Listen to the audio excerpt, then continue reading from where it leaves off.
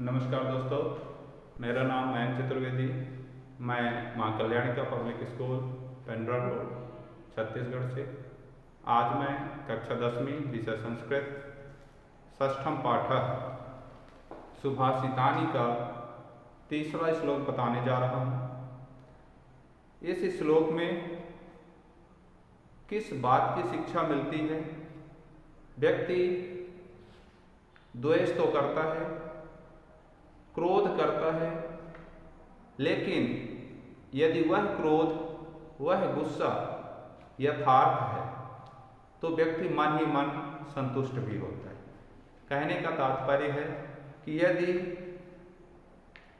कोई हमसे जुड़े लोग हैं, सपोज हम बच्चों के समक्ष हैं और यदि बच्चे कुछ गलती कर रहे हैं तो उस गलती में यदि शिक्षक उन पर क्रोध करता है, उनको डांटता है और उसके बाद वो बच्चे सही दिशा पे चलने लगते हैं, उस गलती को एहसास कर लेते हैं, तो शिक्षक उस पर गर्व करता है कि मैंने जिन बच्चों पर क्रोध किया वो बच्चे आज सही मार्ग पर चल रहे हैं। उससे संतुष्टि मिलती है। ठीक इसी का अपोजिट यदि चले कि यदि बिना कारण के यदि हम क्रोध करें, गुस्सा करें और ऐसी परिस्थिति में कोई भी व्यक्ति उसे संतुष्ट नहीं कर सकता, खुश नहीं कर सकता, तो ये श्लोक इस बात के लिए हमें प्रेरणा देता है कि किस पर हमें गुस्सा करना है, किस पर हमें क्रोध करना है, और यदि वो क्रोध जायज है, सही दिशा पे किया जा रहा है, तो उससे मन को संतुष्टि मिलती है, मन को आत्मग्लानि नहीं होती है। लेकिन यदि बिना कारण के क्रोध हो रहा है, उस क्रोध का कोई पर्पज नहीं है, कोई उद्देश्य नहीं है, तो ऐसे क्रोध पर कोई भी व्यक्ति उसे संतुष्ट नहीं कर सकता, खुश नहीं कर सकता, क्योंकि वह अकारण है। तो यहाँ उद्देश्य होना चाहिए। यदि उसका क्रोध करने का उद्देश्य सही है तो उस पर व्यक्ति प्रसन्न होता है, खुश होता है कि आपका क्रोध करने का तरीका सही है। लेकिन यदि बिना कारण के क्रोध किया जा रहा है, अकारण वह क्रोध है, तो ऐसे व्यक्ति को संतुष्ट करना असंभव है। तो ये श्लोक लिखा हुआ है, ध्यान दीजिएगा। इसको सबसे पहले मैं रीड कर रहा हूं। निमित्तम उद्देश्य ही यह प्रकुप्यति ध्रुवम स तस्याप गमे प्रसीदति अकारण द्वेष मनस्तु यस्य वै कथम जनस्तम परितोषिष्यति। बहुत अच्छी बात है। इस श्लोक को जैसा मैं पहले बता चुका हूँ कि बुक के पीछे अन्वय दिया हुआ है, तो हमें अन्वय में जाना है, अन्वय के अकॉर्डिंग उसका अर्थ करना है। तो सबसे पहले हमें अन्वय में देखना है। यह निमित्तम उद्देश्य प्रकुप्यति सह तस्य अपगमे ध्रुवम प्रसीदति। ठीक है, अपन ऐसा कह सकते हैं कि यह निमित्तम उद्देश्य प्रकुप्यति सह तस्य अपगमे ध्रुवम प्रसीदति यस्य मनः अकारण द्वेषी अस्ति जनः तम कथम परितोषिष्यति। ठीक है, अब इसका हम एक एक शब्द का अर्थ देख लेते हैं। यह मतलब होता है जो, निमित्त माने होता है उद्देश्य। ठीक है, उद्देश्य लिखा है उद्देश्य को मानकर, निमित्त मतलब निश्चित ही, उद्देश्य मतलब उद्देश्य। ठीक है, यह माने जो, निमित्त मतलब निश्चित ही, उद्देश्य मतलब उद्देश्य।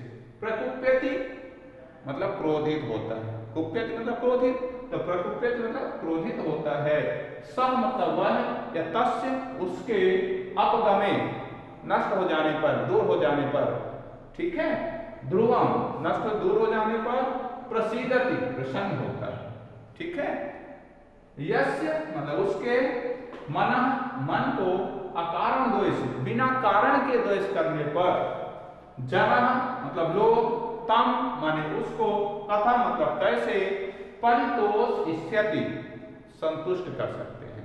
परितोषिष्यति मतलब संतुष्ट करना, तो लोग उसे कैसे संतुष्ट कर सकते हैं। तो कहने का तात्पर्य है कि जो निश्चित ही उद्देश्य या उद्देश्य को मानकर या निश्चित ही किसी कारण के, किसी उद्देश्य से क्रोधित होता है या क्रोध करता है, सह तस्य अपगमे वह उस क्रोध के नष्ट हो जाने पर, अर्थात क्रोध के चले जाने पर, क्रोध के दूर हो जाने पर, ध्रुवम प्रसीदति, अपने मन ही मन वह बहुत खुश होता है, प्रसन्न होता है। यस्य मनः अकारण द्वेषी, लेकिन यदि वह बिना कारण के द्वेष करता है, बिना कारण के क्रोधित होता है, तो जनः तं कथं परितोष्यसि, तो ऐसे व्यक्ति को लोग संतुष्ट नहीं कर सकते, ऐसे व्यक्ति को लोग प्रसन्न नहीं कर सकते हैं। तो स्वाभाविक सी बात है कि यदि हम घर में हैं और यदि कुछ गलतियां करते हैं तो निश्चित तौर पर जो हमारे अभिभावक हैं वो क्रोधित होते हैं और हम उसको चुपचाप सुन लेते हैं। क्यों सुन लेते हैं? क्योंकि उनके क्रोध करने का वो सही ढंग था, वो क्रोध इसीलिए किए क्योंकि हमने गलती की है। तो यदि गलती करने पर बड़े क्रोध करते हैं तो वो कारण है, और उसके बाद यदि उस व्यक्ति उस गलती को सुधार लेता है, दोबारा ऐसी गलती नहीं करता है, तो उन्हें भी मन ही मन प्रसन्नता होती है। यदि मैं इसे न डांटा होता, इस पर क्रोध ना किया होता, तो यह ना सुधरता या यह आज अच्छे मार्ग पर ना चल रहा होता। ठीक है, तो उसमें व्यक्ति को खुशियां मिलती हैं। तो यहाँ रीजन है कि यदि सही मार्ग पे सही ढंग से क्रोध किया गया है और वह उसका सही मार्ग प्रशस्त कर दिया है, तो उससे संतुष्टि मिलती है। और यदि अकारण क्रोध किया जाता है, बिना कारण के क्रोध किया जाता है, तो ऐसे व्यक्ति को कोई भी व्यक्ति संतुष्ट नहीं कर सकता है। तो स्वाभाविक सी बात है कि हमें यदि बड़े अभिभावक या शिक्षक या कहीं भी समाज में कोई गलती करने पर हम पर क्रोध करता है, तो हमें उसका सही मार्ग चयन करना है, अपना सही मार्ग प्रशस्त करना है, ताकि हमें उससे शिक्षा मिले। और सीधी सी बात है, इस श्लोक से परे यदि कोई गलती करे और उस गलती को उसे ना नवाजा जाए, उसे ना बताया जाए, उसे ना समझाया जाए, तो आज एक किया है कल 4 करेगा, 10 करेगा, उस क्रम से गलतियां करते चला जाएगा। और एक दिन ऐसा आएगा कि जब वह गलतियों से पूरी तरह से घिर जाता है, तो अंत में वो खुद कहता है कि जब मैंने पहली बार गलती की थी या मैं जब गलतियां करता था उस समय मुझे क्यों नहीं रोका गया। और वो किसे दोष देता है? अपने से बड़ों। क्यों? अब सब उसका भी कारण सही है, उसका भी तर्क सही है, क्योंकि ये काम था बड़ों का, उसे उस समय उस पर क्रोधित होना था ताकि वह दोबारा ऐसी गलती ना करे। कई तरीके हैं, क्रोधित होके भी समझाया जा सकता है, डांटा जा सकता है, प्यार से भी समझाया जा सकता है, मतलब उसका उद्देश्य है कि उसको सही मार्ग पर लाना। तो ये श्लोक हमें इस बात की प्रेरणा देता है कि हमें जाने और अनजाने में यदि हमसे गलती हो रही है तो हमें उस क्रोध का सही मार्ग प्रशस्त करना है कि यदि किसी ने हम पर क्रोध किया है तो उसका कारण क्या था, हमें ऐसा काम दोबारा नहीं करना है। धन्यवाद।